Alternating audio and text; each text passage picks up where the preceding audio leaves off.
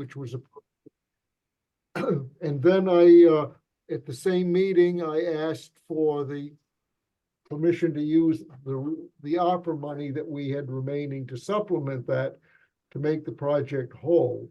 And so those two items were voted.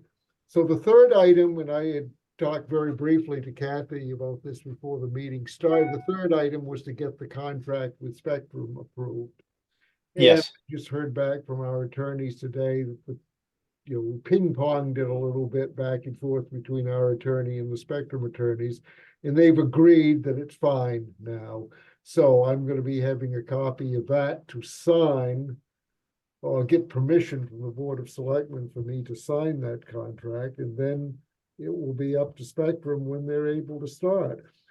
Terrific. I haven't actually received the money from the county yet. What I have to do is, we did not have a quorum of members of the board, of the select board, at our last meeting that were at that particular meeting, so they couldn't approve the minutes that where those votes were. So, and I probably won't be able to get those approved until into May, because the next meeting we have is just going to be to go over our audit, and that same group will be there, so I still won't have a quorum. But once I get a quorum to get those minutes approved, I'll get them notarized by the town clerk. I'll send that to the county administrator, and then they will release the money. So everything is set to go at this point. There's just a couple of little procedural items that need to be addressed, and those should be taken care of by the middle of May, I would think, at the latest.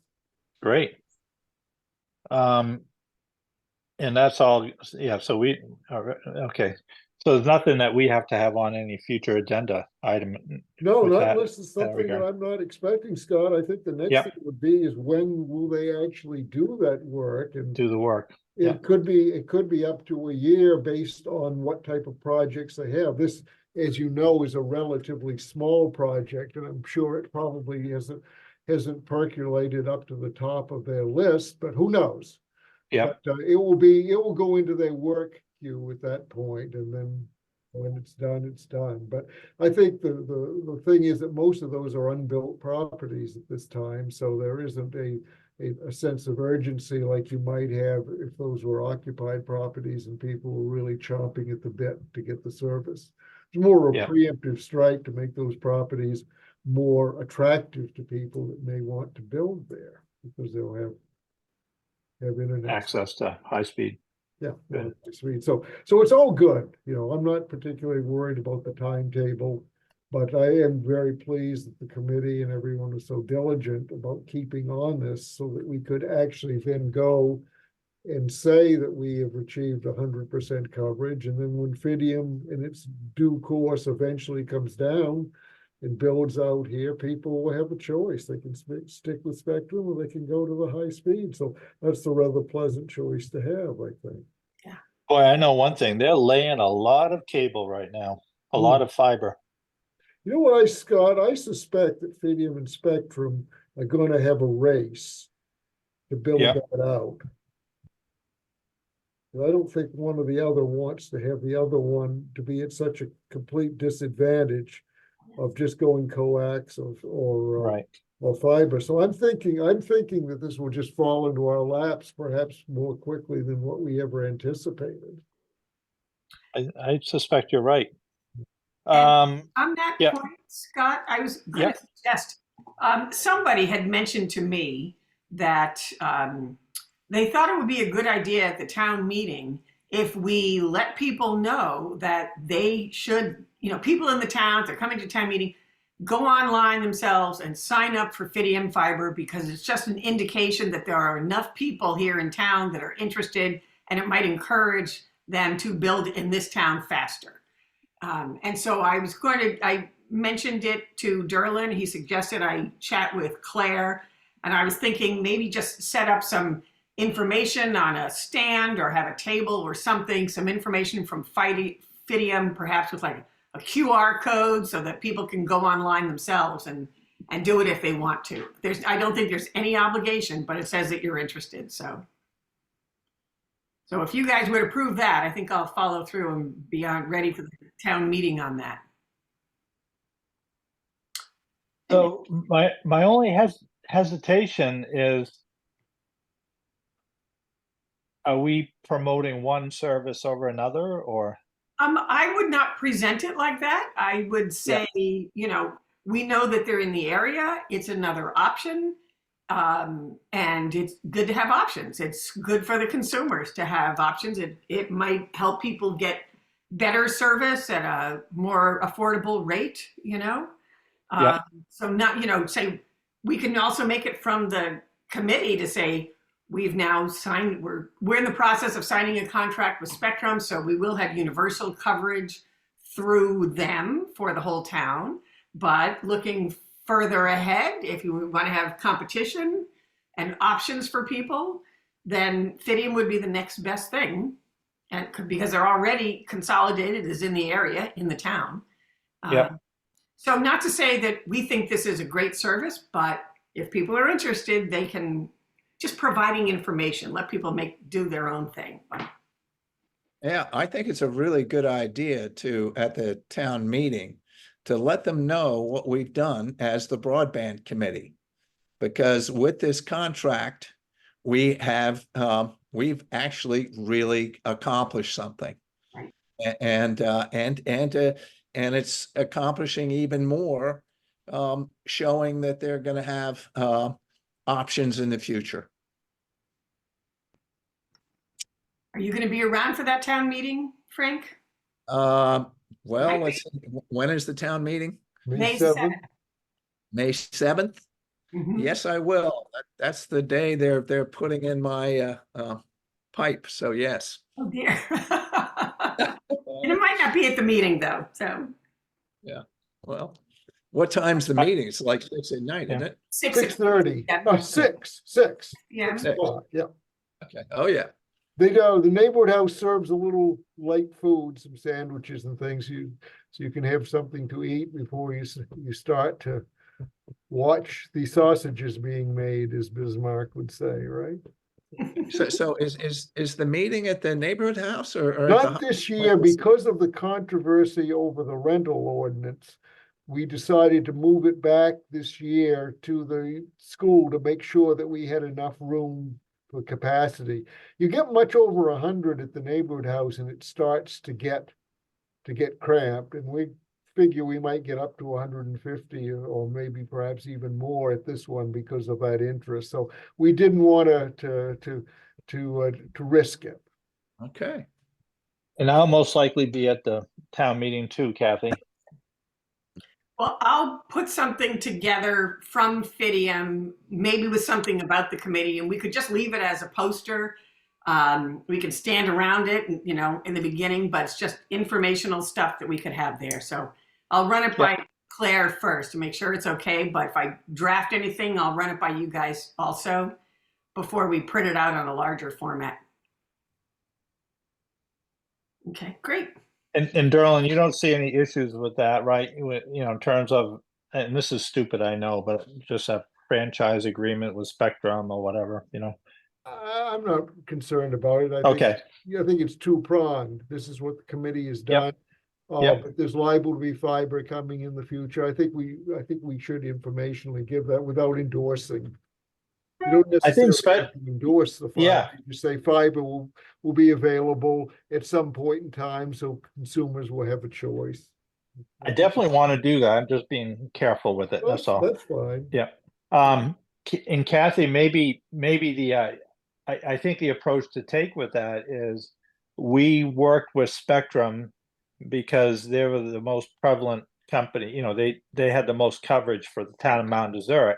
Exactly. But however, you know, you'll see that, you know, and then we can go on to Fidium and about how, but just by signing up, the more people sign up, the more interest that there is, the more likelihood there could be more competition, and which benefits consumers. Exactly. Yeah. Good. Okay. We probably don't have an update from Tremont Broadband then. I think not. I knew that I had seen when I sent out one of these things earlier The town manager, Jesse Dunbar, had declined, so I knew he wasn't coming. Yeah. And I'm sorry that Michelle was not able to get on. I'm not sure. And hello, John. I'm glad to see you're here. Did you have trouble getting in? Oh, you're muted. I had trouble unmuting also. So it's just one of those days. Now, the link that was in the email didn't work. So it said that you're in a different meeting. But I persevered and I found that the one that's in the agenda did work. So Oh, really? Okay. so Yeah, that's the one I used the link in the agenda as well. yeah, It should be the same, but it's okay. I was a little late anyway, so I'm not, but I made it. So Discussion of next steps. So it looks like we've reached conclusion on getting 100% coverage in terms of our work. So I think, Kathy, you were thinking about next steps for this committee is trying to promote some digital equity and well, and that might be something that Addison can talk about that yeah. Hancock County Planning Commission is doing. So I've been working with some communities on that lately, more specifically with like how towns can do more communications, but I know of other committees that are doing similar work. Like Orland right now is doing classes through the National Digital Equity Center on things like online safety or cutting the cord on cable. And so there's a lot of people who are doing education work, if that's what your committee is interested in, or if there's anything else. Like I have resources and other people that I could connect you with if that would be helpful.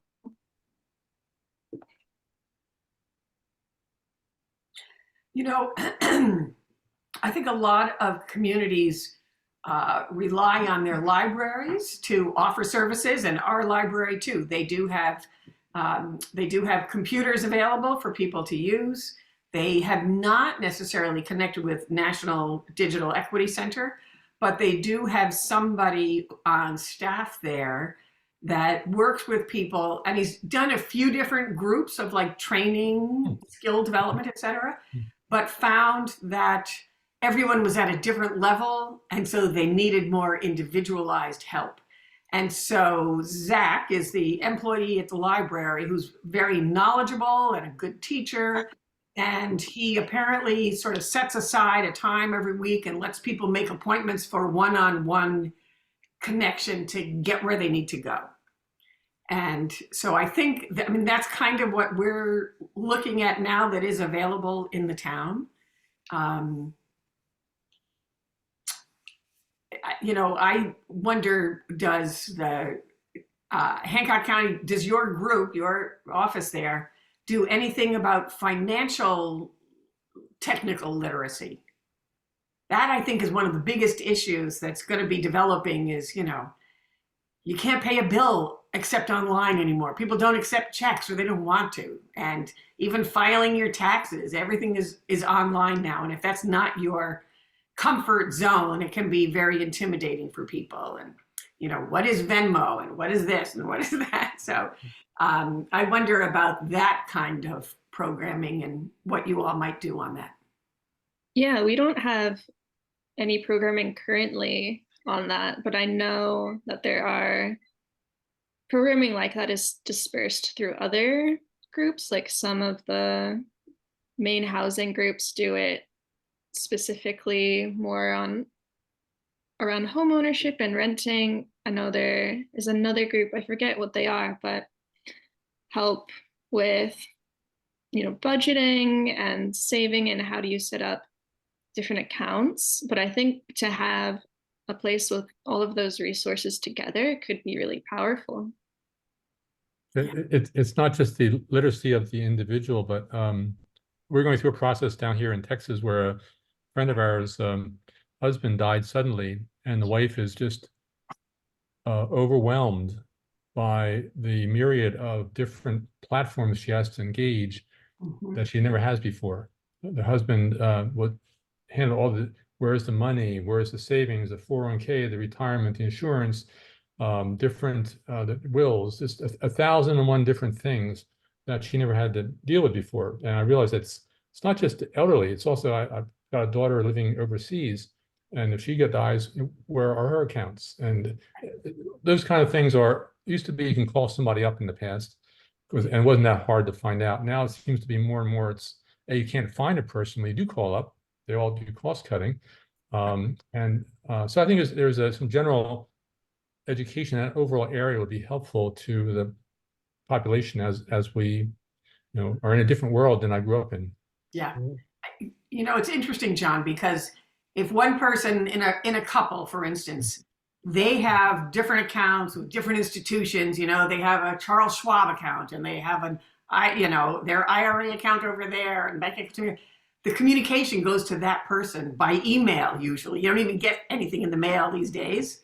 Right. And so having to go through your partner's tons of emails, and I can't possibly keep up with all the junk email I have anyway. So doing somebody else's would be even more onerous. So I think you're right.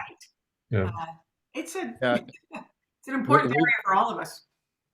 We've been doing some estate planning, and one of the things in that is to list the passwords, the accounts, and it's amazing the amount of information required. Yeah.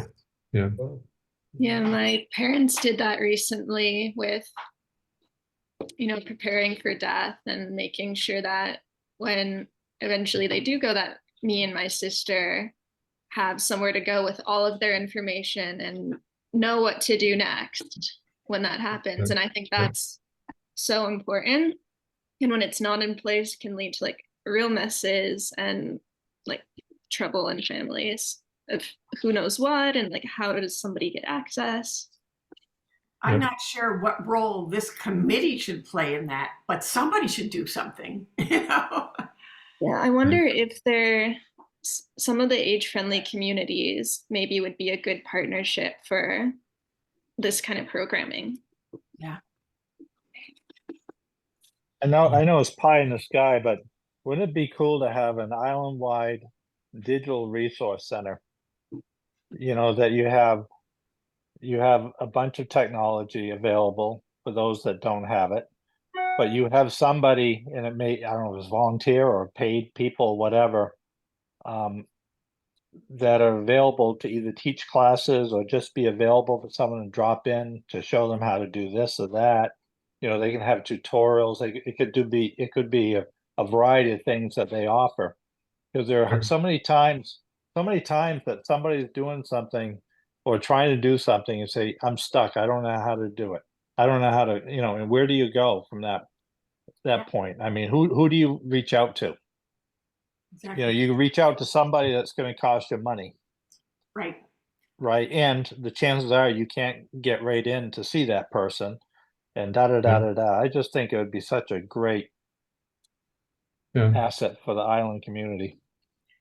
I sort of, when you start talking about financial things, and it's very private, and people don't necessarily want others outside of their circle to know what their resources are or where they have anything. And so having somebody that you can trust who understands that, I'm wondering if the local banks could play a role in this, for them to do financial literacy about moving funds around, et cetera. But it's also, I agree with Scott that I didn't complete the full story, because it continues. It is a tip of the iceberg. I do happen to have a friend down here who is a technical guru helping out this widow, and with scattered families, which is traditional these days, or fairly common. A daughter wanted to be able to see what's the screen of her parent, the widow, and it wouldn't work. They followed all the instructions, wouldn't work. And he discovered, well, it's a Microsoft platform. And they had a special setting called the S setting. And if that's set, you can't do that. I've never heard of this. So there's probably 1,000 stories like that. And it's beyond just financial planning, which is very traditional, but more this technical digital literacy. And where do you go when you have questions, when all else fails? Scott says you can pay a lot of money for somebody, but it shouldn't be as hard. It didn't used to be this hard. No, it shouldn't.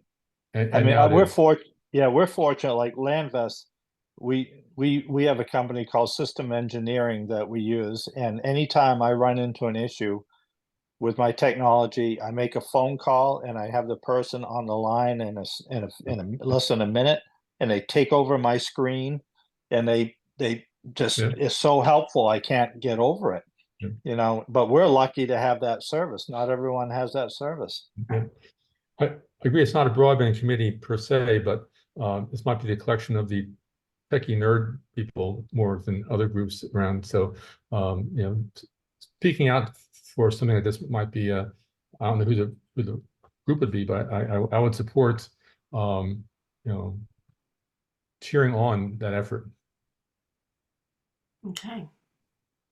Addison, do you think that your group has, you said you work with other towns on these kinds of issues?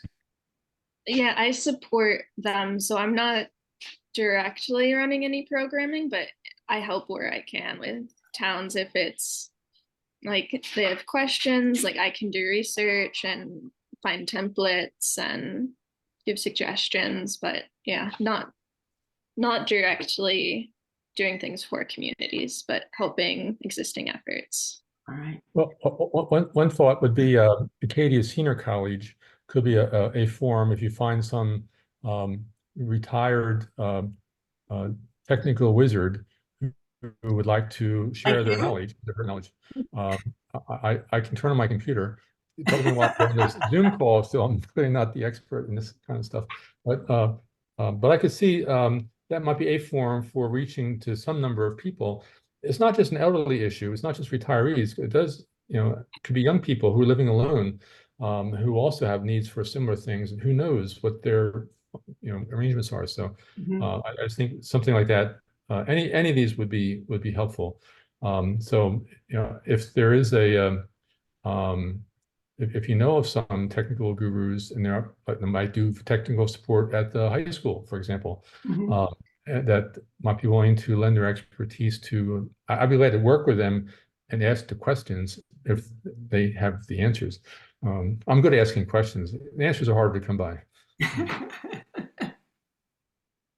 Well, there is the adult education programs that are open to everybody as well. And those are mostly done at the high school, but some of them are remote, but that's another good possible resource.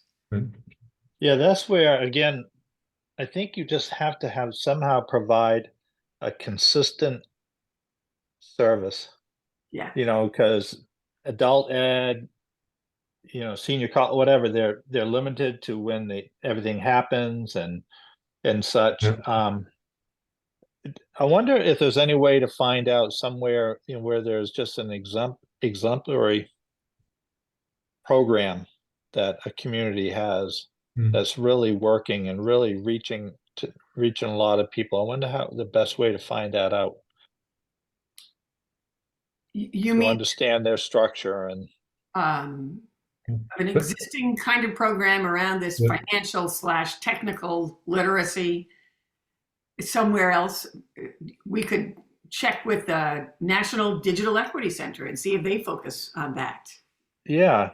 I mean, it seems like everyone does this. I mean, I understand adult ed, your local library, but it's all, to me, it's having that resource that's so much more available to people when they need it. Like a best in class benchmarking, you know, who's best in class at doing this kind of thing. Yeah. I like that. I agree. Yeah, I'd probably say look into the National Digital Equity Center or Give IT Get IT, which does refurbished device distribution for things like mostly computers. Where are they based out of? Waterville. Oh, thank you.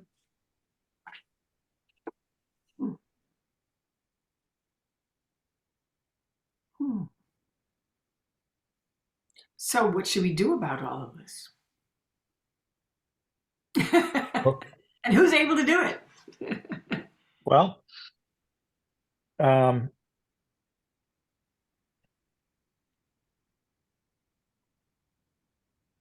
I guess we could reach out to National Digital Equity, right?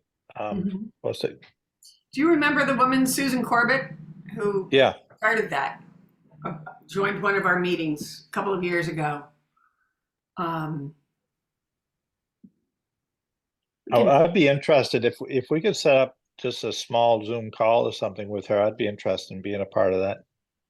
Okay. We can have her join our next meeting. Yeah, and just let's do that and dedicate that time to really trying to explore some options. What's her name? Susan Corbett? Susan Corbett. She started Axiom Technologies. Okay. And she's a powerhouse. You know, she moved up to Maine from Massachusetts and was running a business of medical transcriptions. You know, so she had a group of people who were working out of her barn in like Jonesport along the shore, and just didn't have good internet, and so it was hard. So she created Axiom Technologies so she could expand internet capabilities. And then she kind of moved on from that. There's somebody else who's in charge of that now, and she created the National Digital Equity Center based in Machias, Maine. So a lofty title for that group.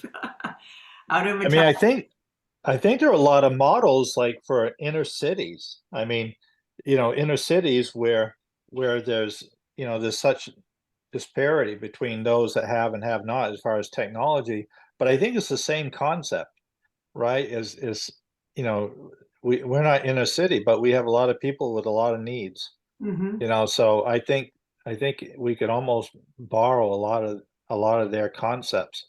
I mean, you think about it, banks want people to do everything online, right? Yeah. They make more money, right? So I think we could easily, if we had a resource center going, we could easily get a lot of sponsorship for it. Mhm. Hmm. Well, Because it behooves them. It's in their best interest. The more it people does. do stuff Exactly. online, Yeah. and Yeah, that's just one example. So the broadband committee provides the pipes. Now what do you do with the pipes? Well, you have this resource center you can connect to, and people who have a reason to use the pipes besides watching TV. Yeah. Or the news and driving up their blood pressure. So, Yeah. Yeah, exactly. Or connecting on Facebook to see pictures of your grandchildren, you know? Yeah. Okay. Okay. You know, I was sort of wondering if we're on the discussion of next steps. I was wondering what role this committee should play. And if now that we have achieved universal coverage, at least via a contract that's about to be signed, is there a role for this committee, or should we go into hiatus until something else emerges that would prompt us to do something? So Yeah, that's a really good question, and it's something that, you know, we've served good use so far, and perhaps there's something we can still be of good use and worth thinking about until the next meeting. That's for sure. mhm. Yeah, I think it would be good to like have a meeting with Susan Corbin, and then we can. I do think personally, and I think a lot of people, they get very busy in these next few months. So I think any other initiative we take probably would be in the fall, right? But I'd like to have at least one more meeting with Susan and see if we can Okay. get some thoughts about what our next steps might be. Okay. All right, good. I will email her and see if our regular date, which will be sometime in May 9th, actually, to see if that would work for her. And if not, if she can suggest something, so, and then run some dates by you guys and see if we can get Okay. it from the committee. Yep. Yeah. Any other business? I just want to say one thing because I do think we reached a milestone here, and I'm proud of the work of the broadband committee to reach that point. But I have to publicly, I want to thank Kathy for all her efforts. Yes. You know, Yes. when I came on the board, you know, and everyone wanted to throw me in as chairperson, I was happy to do that, but I just knew I couldn't. She's done all the work. She's done all the work, and I really appreciate everything that Kathy has done for this committee. I agree. Thank you. And that's why I'm thinking, okay, let's go on a hiatus. Yeah. Thank you, Scott, very much. Thanks for joining the committee, for starters. Sorry to throw you into Lion's Den and make you chairman on your first meeting there, but Well, I had a good person. So our next meeting is we're all busy. There's no point in meeting for the sake of meeting. So when we have something worthwhile to do, let's do it. So we'll get some dates from Susan, and so, but let's just tentatively say that, you know, let's see if she can do May 9th, just because it's all on our calendars. And if not, we'll choose another date and get in touch with people to let them know that change in date. Okay, sounds good. All right, I think we're done. Okay, great. Thank you Thank all. you all. Thank you, Addison. Thank you all.